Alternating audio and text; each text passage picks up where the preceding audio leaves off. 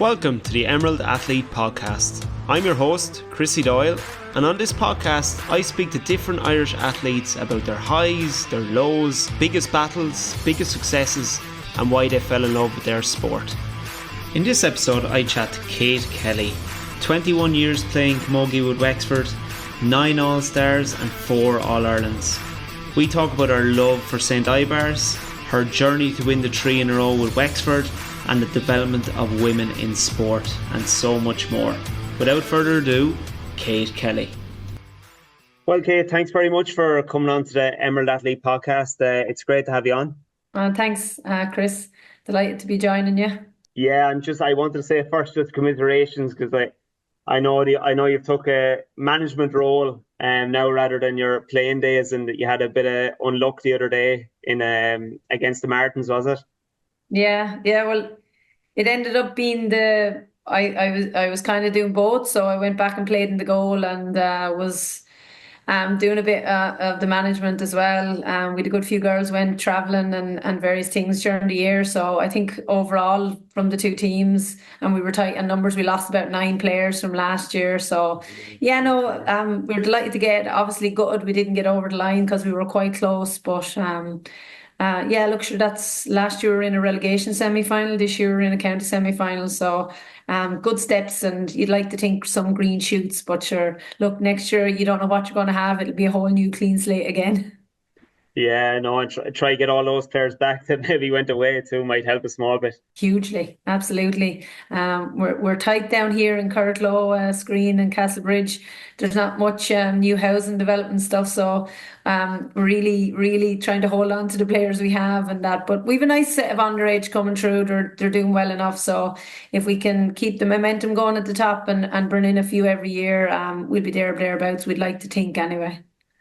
Yeah, it's just important to get 2 or 3 through each year just to keep the thing going. I know you're still kind of playing the goal and stuff. How do you find reverting to management a bit? And just that kind of side of maybe the coach and the managing. How do you find that? If you want me to answer and compare to playing, give me playing any day, because you're only worrying about yourself and getting yourself to the field, and you'd be looking at the clock and you'd be just getting there by the skin of your teeth on time. But in terms of management, like, it really is a turn of tables. Like, you're planning and you're constantly planning all the time, like, and trying to get players right and managing injuries and that. So it is full on, but I do enjoy it. Especially when you get around the championship, you can't beat that championship feeling when you get to the championship end of when you get to the knockout end of championship. Like, it doesn't change, I think, from managing to playing, or from playing to managing. In some sense, you still let that buzz and nervousness and whatever. So I'm enjoying that side of it, but there's a lot that goes with management. In fairness, you're trying to keep things right for 30 players. But look, I wouldn't do it if I didn't enjoy it, to be honest. Yeah, no, it is a great way to just keep in touch too. I kind of agree with you without even knowing at this stage, but I'd say when you're not playing as much, maybe that keeping in touch with the management is a really kind of, I suppose, good outlet to keep in touch with things. And tell me this, because I was thinking to myself, will I ask you to summarize this, but it's probably impossible. When I just look back, 21 years, 9 All-Stars, 4 All-Irelands, and there's no way you could summarize that, because it's just magnificent career. What would be, I suppose, the key moments or highlights or things that kind of are close to your heart that you'd probably remember over your career? Well, I suppose in county, um, I don't think I ever had a wavering in terms of, always felt that winning All Ireland. And I suppose that maybe when we won the minor All Ireland at the time, it used to be under 16 at county. We always had that kind of bond with the girls from Rathnure and Owlert, and there was always a good connection coming through. And when we were younger in the 90s, when the women got to the 3 All Irelands, just even seeing them and seeing Wexford in All Ireland's probably just kept it in our minds. When the team turned over, then I would say just turn it back around was probably a key moment, a turnaround. Like, the early noughties was a really tough time for Wexford Camogie, because you had the end of them, the team that won or got to the All Irelands in the 90s, they had cleared out and they were completely rebuilding. And I suppose it's probably something that happened to Wexford in the last few years. And getting through that period, like I suppose it took us till about 2004. We got to a league final that year, and we were on the cusp at that time of beating kind of the great Tipperary team that had come through.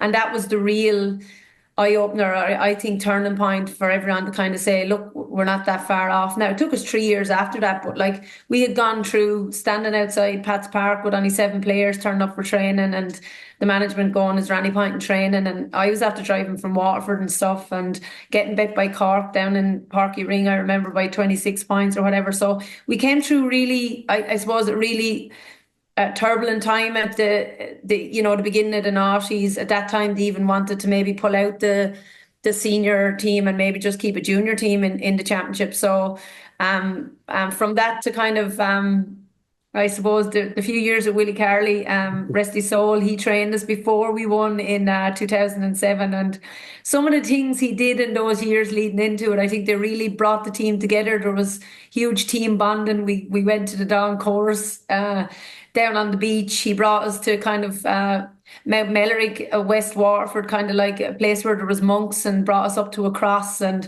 just mad things. When you look back on it now, it really was part of the team building for that team. And he always said, like, I'll probably do a lot of the groundwork and someone else will get you over the line. And that's kind of what happened when Stella came in. Not saying they didn't, they added their stamp and they brought it to another level. But I kind of think that era around there was so exciting, and just getting over the line in 2007. And that was probably our curse for 2008 and 9, to be honest. We were still on such a high. Wexford not having won for 33 years, like it does, like it took us till we won the next time, I suppose, to really understand the Kilkenny feeling of when you get winning and you just get that real taste for more. And getting the three in a row was superb, really. I don't know, like it I suppose you summed it up in what we achieved, but it was much more than what we achieved. It was like the experiences of those 21 years. I can't. And it just went by. When I look back now, they're gone by in a flash, to be honest. And it feels like so close, but yet so far, like so far a distant memory. Do you know what I mean? So yeah, no, great times, super times, to be honest. Being part of Wexford. Yeah, no, magnificent career. Just and I love the way you kind of mentioned Willie Carley there and what he did in his development too, because I think there's a lot of managers and coaches like that have done great work and maybe didn't get, I don't know, the gold medal at the end or really see what they kind of brought to it. So I was delighted you brought up and mentioned that. In terms of winning the three in a row, was there something different done those years, or was it just kind of the same and applied again, and just, I suppose, luck in games or getting over the line, or a one or two new players in? Was there anything done, I suppose, differently in those 3 years that just made the difference? I think, like you said there about Willie Carley, and like I could say about the guys before, the likes of Kevin Murphy and Aidan Breen, and then I remember running through cornfields in Pat's Park and up around Enniscorthy there. But I don't know. I think maybe we reached the maturity. We had won in 2007 a lot. We were getting written off for there was too much miles on the clock and that. But I think we actually reached the maturity. JJ came in, brought in a whole new style of management. Everyone had to impress him, you could say, or everyone had to re-earn their positions, and it just brought a real freshness. And JJ was very, I won't say regimented, but like he had a great style, and everyone kind of bought into it. And it was just an era. I think we just came of age and we clicked. And in the 3 years that JJ was there, I suppose there was 9 trophies and we won 8. And it was just a real, like, exceptional time for Wexford. And I think, to be fair to JJ, he had a lot to do with that. His management style at the time managed the girls really, really well. Like, there was a lot of big characters in the team, but everyone rode the boat. And to be fair, everyone just wanted to achieve the same thing. And when we were getting success, I'd have to say he just stepped it up again, if you know what I mean. And that's kind of what you expect from new managers coming in all the time. You're nearly wanting the standards to go up. And he just created the environment of success and how to win. And we just seemed to thrive on that during that time, to be fair. Yeah, and the thing I'm just taking from what you're saying too is just a special connection almost with managers and coaches, and how important it is maybe to have the right manager and coach for, I don't know, managing players, just everything to do with the game is just so important to get the right person in. It just seems from what you're telling me as well. I don't want to speak all about Wexford and forget about your own club because I'm sure that's very special to you with St. Ibars as well. What was it like growing up playing for St. Ibars? I suppose it's very special for you because if you played for Wexford for that long, you played for St. Ibars even longer. So tell me about that. I suppose, yeah, I am very passionate about the Shells, the Ibars. I was lucky enough to come through with a group of girls that we just clicked, had a bond, like the likes of Michelle Hearn, Emma Carroll, my sisters, Sandy Carr, like great people. And like we just built such a bond that we carried it through, which you nearly see that from club teams that win. We didn't necessarily always have the best team on paper, but we just had such a spirit. And yeah, I'd have to say the club was always very close to my heart. And we used to have ding dong battles. Like we got to the Club All Ireland 2001, probably was the height of the Club Camogie season.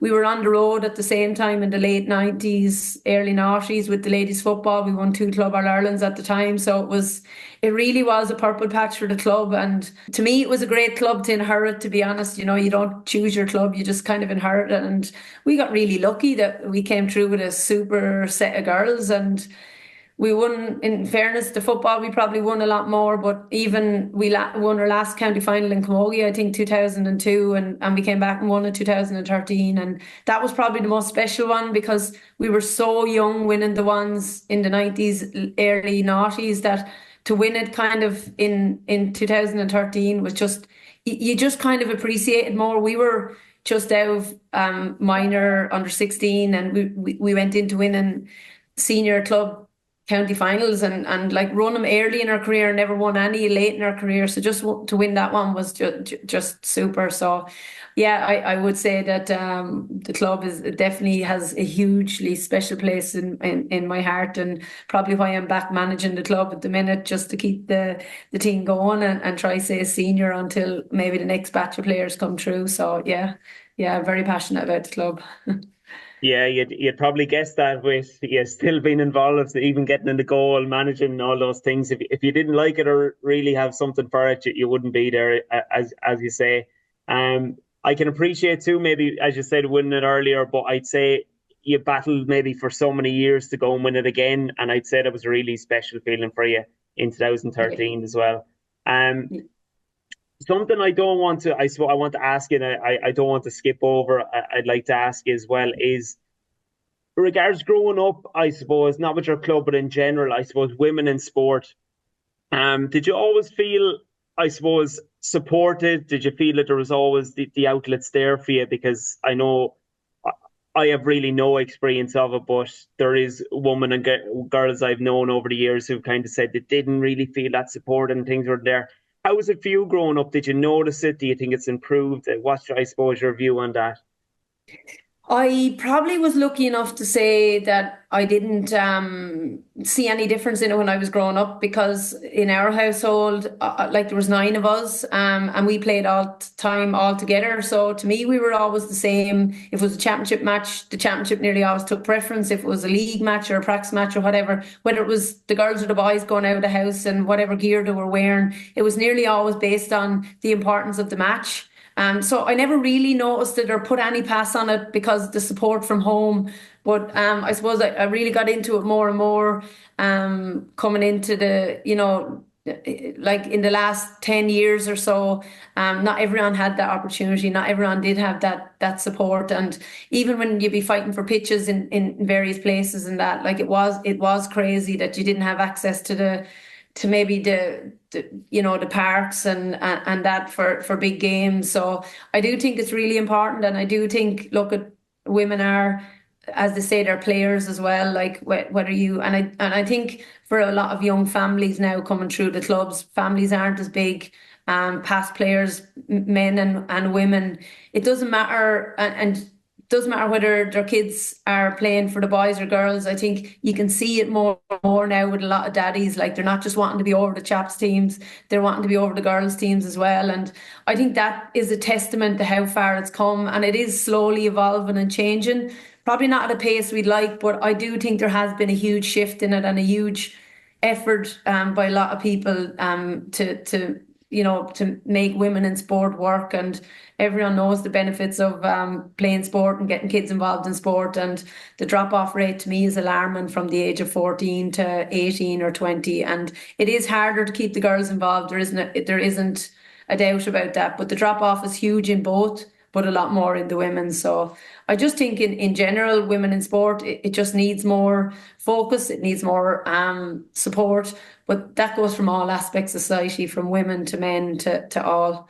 But yeah, it has improved to no end in the last 10 years, I think. Yeah, no, and I'd agree. It has improved, and I just hope, as you say, it maybe keeps going, the trajectory keeps going up, that they can just improve and give more opportunities and access for it.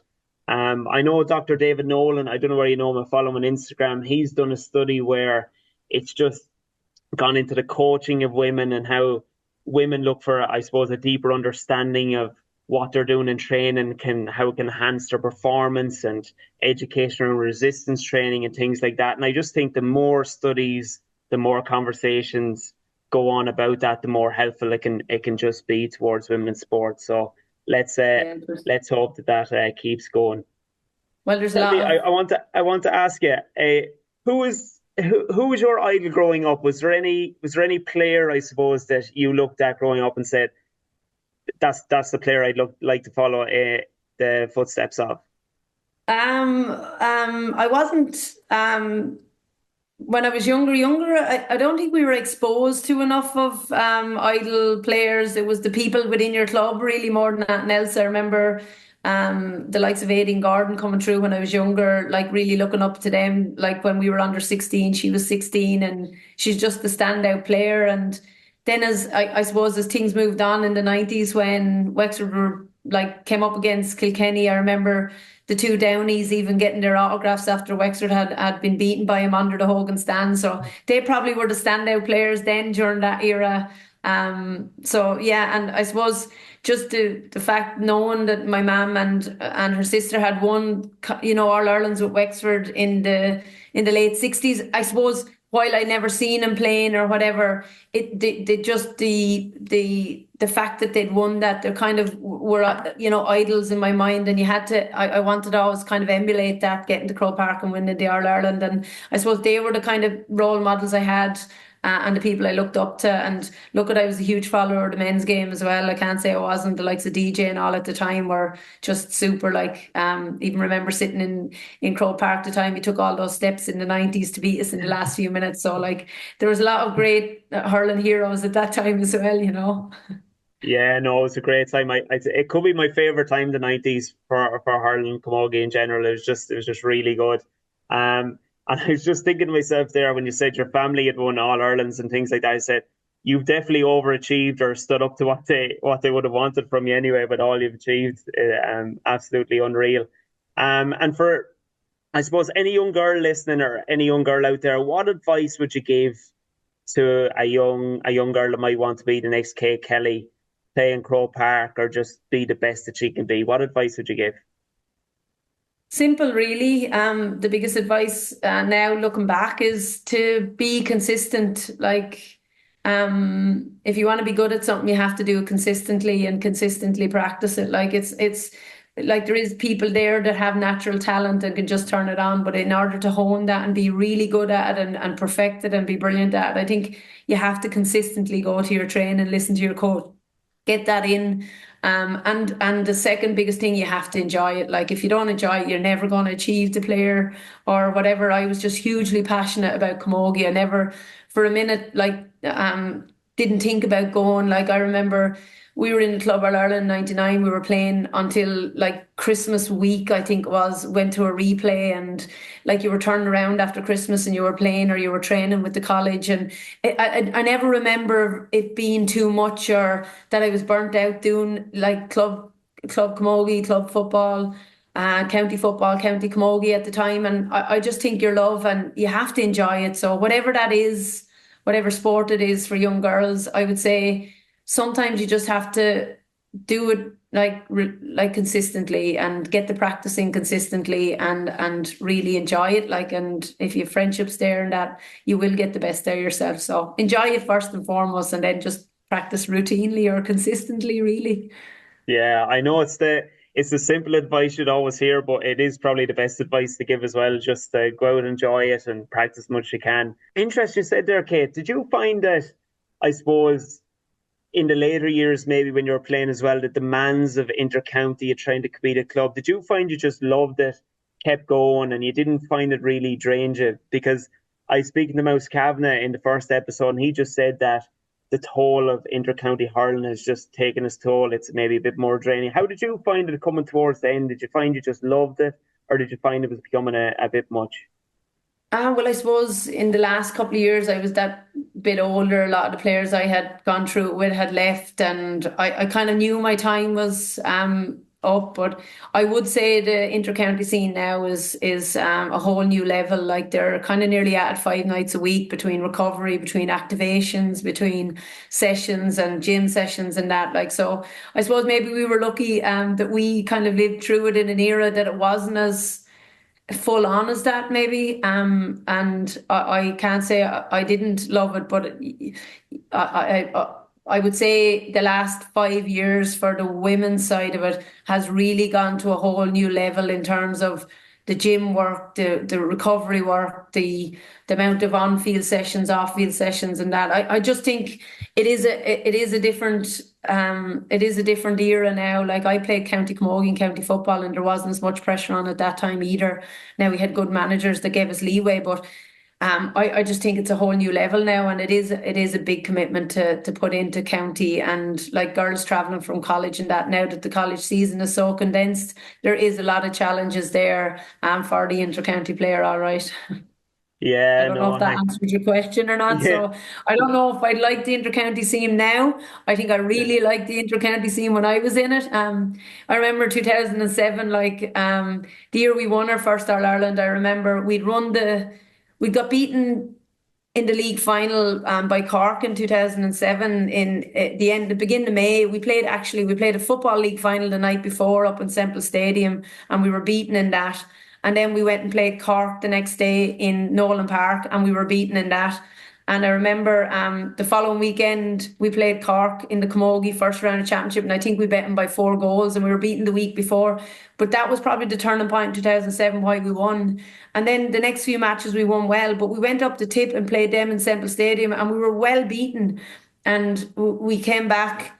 And it was a real grounder, just, it really focused the team again. They didn't let us get carried away. But we went out after it. And I don't think that's in the scene now. I'm not advocating going out or whatever, but it wasn't as serious. And, like it was, like it was just as much part of the training session as as going to the field. yeah. But to me, it wasn't all encompassing then as it is now. Now it's every meal you eat, every sleep you take. They're trying to get the inches everywhere, and it is just a lot more serious, I think. Yeah, no, and I tell you, if you had to tell me what I choose the play your best and have the crack and kind of have a high social Yeah, element, but a high effort element too for the game. I think that's much better. I think we have gone totally the other way. As you completely. say, the little things like how much protein's in your meal, are you getting your recovery shake, how much sleep are you getting? It's just everything. It's all everything all in your life. So it's really, really difficult.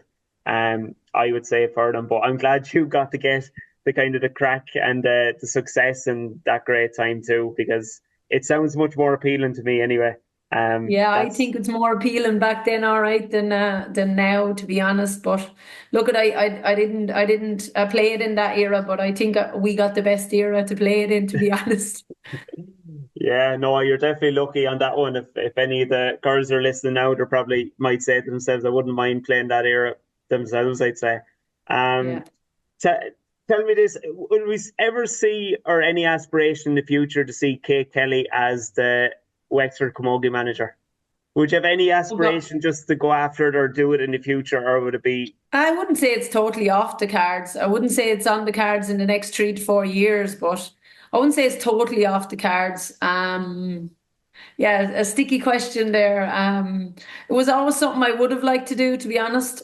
Just timing at the minute doesn't suit me, but I think if you get the backroom team and all right, And I think the last couple of years just doing the club just shows me how much is involved in doing it. Like I'm doing at a club level where I know all the girls from growing up with them. And I think you just have to have the time and a huge amount of energy to go after that. And it's probably not right for me right now.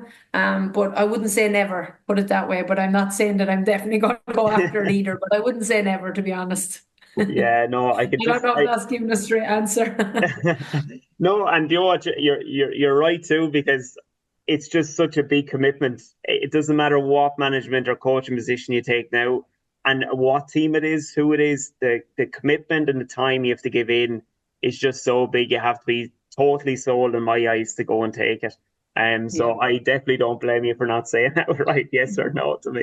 Who do you fancy for the coming? I know it's early stages, but who would you fancy to win the Camogie All Ireland next year? Who do you think is strongest or best place coming into the year, maybe to do it next year? Oh God, it's I know it's really early, but very hard to see past that Cork team. They're young, they're only starting out. They're breaking the mold. Like you look at Laura Hayes, Saoirse McCarthy, all them, they're all in their early 20s and they're only really starting to kick into gear and get that confidence in the last 2 years, like against Waterford, they really came into their own and this year just I think getting over the hurdle of Galway, like Galway, what a challenge they brought to them in the All Ireland final. And just to get over the line on that, I think it'd be really hard to see past that Cork team. They've won a good bit on minor the last couple of years, so they're conveyor belt at the minute. I'd be fearful for Camogie that they're going to go through a little bit of a purple patch, but you don't know. You'd be kind of hoping that the likes of Tip are not far off it. The likes of Kilkenny, it's hard to know because they're on a rebuild as well. The likes of Galway, where will they go from here? Will the girls come back? Will they play again? Talks of a new manager going in there, and you know yourself when a new manager comes in, it'll take a year or two to come into some kind of consistent form. So, at the minute, I think that was an easy answer. I think it's hard to see past Cork, but you'd like to think that we'd get ourselves together as well and be thereabouts. I don't think we're that far off being in the top 4 to 6. We were unlucky to lose out this year, and look, we had ding dong battles with Dublin all year. We lost to them in the league final by a point. They turned us over, I know, in the championship, but we just came into a bad set of form and we drew with Galway. So we're not that far off. We just have to kind of get a bit of consistency and a bit of luck on it as well. And we're thereabouts. Yeah, hopefully, as you say, coming through the 90s, that time about that transition phase, that just the girls might be similar and just come through the transition phase and maybe compete again, and get an All Ireland. It'd be great to see, because I know you said about, I remember that buzz back with the Camogie, and at that time I wouldn't have been watching too much Camogie, if I'm being honest, but that time were 2007 and the three in a row, like it just became really big and so much popular in Wexford. So I think it'd be just deadly to get that time back, and it definitely makes a huge difference to Camogie in the county. So I'd be really hoping that we can see those times back soon. It'd just be great. You and me both. We're all coming for that. Men As or much as women, let's be honest about that now. Men or oh, women, but I'm telling you, I'd take a Leinster final day out now, an All Ireland final day out. I'd love it. All Ireland semi final. I just love a day absolutely. out, Crow Park, go up, even open the boot, get the sandwiches. I love the whole day out is just great. It's just a great feeling. I think I just love to get more days. I do envy the Kilkennys and the Limericks and the Kerrys and Dublins that Oh, just seem to get so 100%. many of them. I'd You agree. know. Yeah, and like I do remember when we were in the midst of it, I never really knew how big it was or how much of an impact it did have in the county. I know the homecomings, whatever, but they were brilliant and really showed the support. But I don't know, I think we stayed very grounded and like it's only kind of in the last couple of years where you really do appreciate, like, wow, it wasn't as easy, even though we kind of never thought we weren't going to win it, but we didn't see it as that big mountain to overcome. And just like now, it just the achievement of it kind of sits with you. Wow, like it's hard to believe we actually did it 10 years on or 12 years on to the last one. It's hard to believe. Yeah, no, I know what you're saying. It's just the time goes so quick, but an unbelievable feat to do. And look, if that hadn't happened that time, I don't know where we'd be. It was such a special time. And Yeah. I'm just as you said, as much as I say it, you definitely wanted just eager to get some of those times back. Well, Again, it'd be brilliant to live it through a supporter's eyes, I think, even just to see it on the other side, like we saw in 96, we were only kids and then like hours, but it would be just brilliant to just go up and with, and just experience it again, to be fair, because I think you'd be smiling from start to finish regardless, but I mean, experience it with a Wexford team, and that, but look, time will tell. yeah, no, hopefully some team will pull it out of the bag for us very soon and we can just get up and just enjoy the day out and hopefully get a bit of success again. Um, Fingers crossed. Kate, thanks very much for coming on.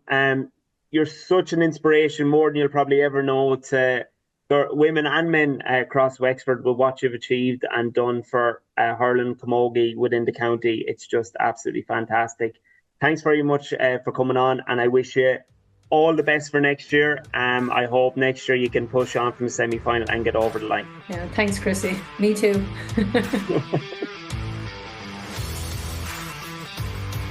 Thanks for listening to the Emerald Athlete podcast. If you enjoyed the episode, make sure to leave a review and don't forget to check out our Instagram page, the Emerald Athlete Podcast.